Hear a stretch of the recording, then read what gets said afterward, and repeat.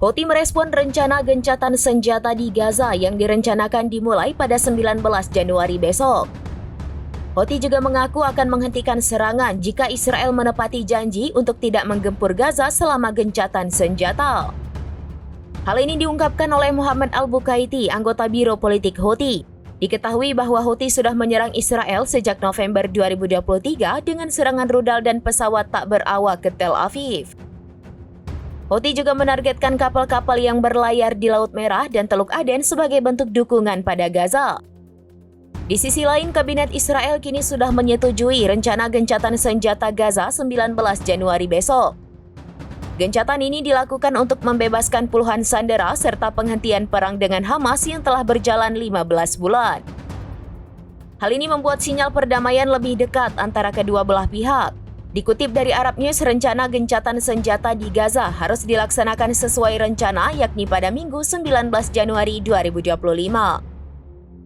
Gencatan ini tetap harus dilaksanakan meskipun masih ada kendala yang perlu diselesaikan. Hal ini dikatakan oleh Menteri Luar Negeri Amerika Serikat Antony Blinken pada Kamis 16 Januari 2025. Ditambahkan saat ini dirinya tengah mengupayakan penyelesaian jalan keluar yang baik atas konflik ini. Dari pemberitaan Reuters disebutkan bahwa satu-satunya perselisihan yang ada saat ini adalah mengenai identitas berapa tahanan yang akan dibebaskan Hamas.